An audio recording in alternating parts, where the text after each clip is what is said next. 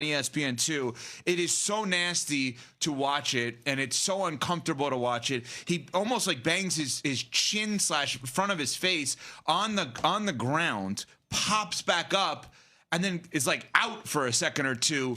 And obviously his teammates come over. He leaves the game for concussion protocol, and just a horrible thing last night with Wemby. We will get to that in a second, but I do want to remind people, you know what, with the bad news, let's give them the good news, right? Before we get back to the bad news. We are going on the road. We are leaving today. We're going to Pittsburgh. We're going to be there tomorrow and Friday. A reminder, in about an hour or so, we're going to announce the exact location. So Let's Few can come and join us at our broadcast Thursday and Friday in Pittsburgh. If you're coming to the draft or you happen to live in that area and you want to come by and meet Pat Costello, you can do so. Our show will be live in Pittsburgh beginning tomorrow for coverage of the NFL Draft, brought to you by Pella Windows and Doors, 5 Hour Energy, ZipRecruiter, and Marriott Bonvoy. Okay, so back to the bad news. So Wemby leaves the game. Obviously, Spurs did have a 14-point lead in the fourth quarter, but did nothing late in the game. Portland closed it out an 11-2 run. Scoot Henderson, whose name probably has not been mentioned nationally since right before the draft with Wemby. People probably forgot. Oh, yeah,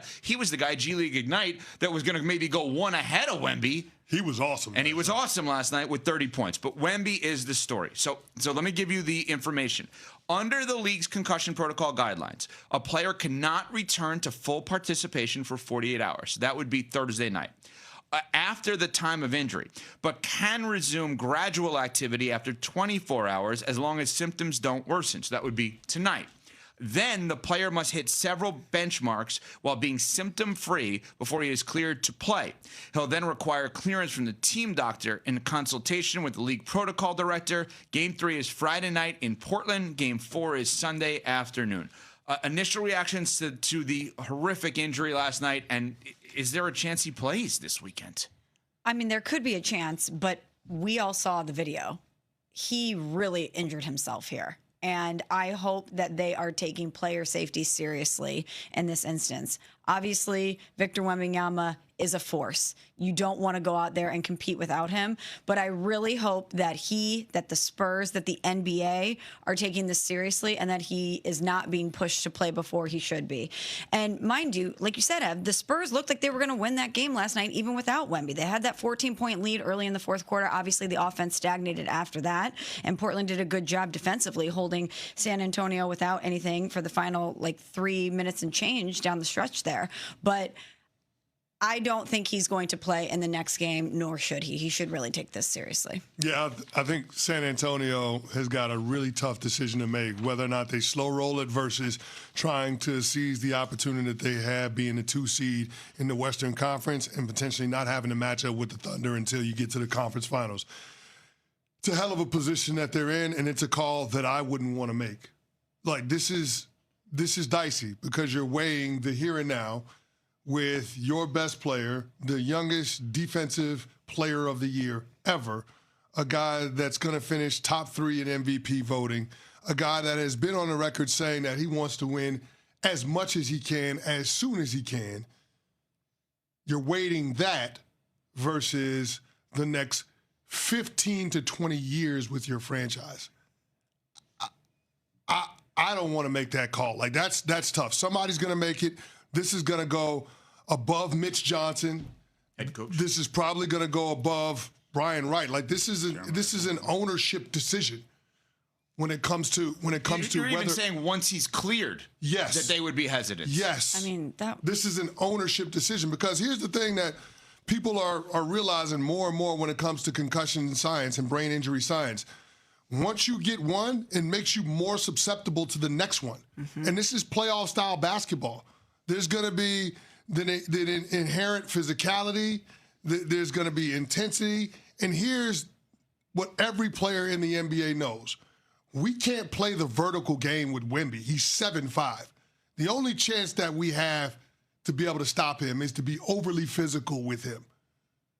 And ironically, that's not what was happening with Holiday yet in that moment specifically. But you're right. That is what will happen. Yeah. I mean, listen, Holiday did a great job defensively. That's a savvy vet move. He pulled the chair with Wemby when he was in the spin 100%. move. It wasn't anything malicious from Drew Holiday. Absolutely correct. But when it comes to Wemby, players are going to be physical with him. And I know it's a tough image, the optics of it are really, really hard to process as fans when you see his head bounce off of the hardwood. Oh. Brutal. But guess what? You know who has zero sympathy for Wemby? The Portland Trailblazers. Oh, yeah. They don't give a damn. Of course. Nor should they. And they shouldn't. But what I'm saying is, when you go back out there, guess what? I know that he's had a brain injury. I'm going to be even more physical than I was in games 1 and 2. I'm trying to win. I'm trying to win, and I smell blood in the water, and I'm going at his neck, and we're going to see how he responds. We're going to see if he's back right.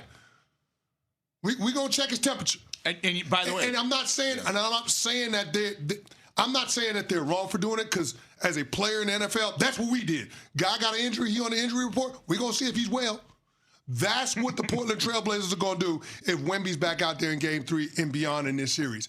And that's why this is such a monumental decision for this franchise. Again, I think it goes above the head coach and it goes above the lead executive. One quick thing on this. Remember you said moments ago, you were like, okay, Rockets need leadership. Where is it coming from? And we're like, Portland needs physicality. Where is it coming from? Well, choose. Danny Advita, physical player. Donovan Clingan, physical player. Robert Williams, physical player. Like what you just said, hey, unfortunately, nature of the beast, you're going to have to be physical with them. They have options. They have really physical players. It was a horrible, horrible injury. And I wrote down in my notes, reportedly a concussion. I'm like, wait a minute. No, Mitch Johnson said it was a concussion, the head coach. So it's not a reported concussion. It is a concussion. Now, Nuno, quick note on the travel, because this is important as well. So they play Friday in Portland. It's Friday night, Game 3. Game 4 is a quick turnaround Sunday afternoon, and then Tuesday back in San Antonio. This feels like one of those moves you don't even. You're not even thinking about him putting on the plane. Like if you were the Blazers and you're booking the Southwest flights, and we'll get to that later. Like you're not booking a Wemby flight. It's a great slip-in. Very nicely done, Nuno. Nuno said to me the Blazers are taking a Greyhound back from San Antonio to Portland. Oh, my, great slip-in. You'll find out why. Stay with us as to why that was a vital slip-in that Juan Nuno Miguel Barrera Teixeira DeVito just had. Obviously, thoughts are with Wemby. Horrible. And you know him. The moment he could play, he's going to play, and that's why Cece's saying they're going to have to protect him from himself because he is going to be an all-time great. He is already an all-time great in terms of the person that he is, that he displays to us. You got to protect that man. Just a horrible, horrible moment last night. All right, speaking of moments, Smalls has her top 5 draft moments of all time, but they may not be exactly what you think. We will get to that after I tell you about everything that is what you think. True Green. When I say to you, your grass is greener with True Green, it really is. Getting and maintaining a lawn you love is no small task, but nobody makes it easier than the pros at True Green. They do all the hard work to give you a lawn worthy of the PGA Tour. Pro golfers like Jason Day, Ben Griffin, and Pat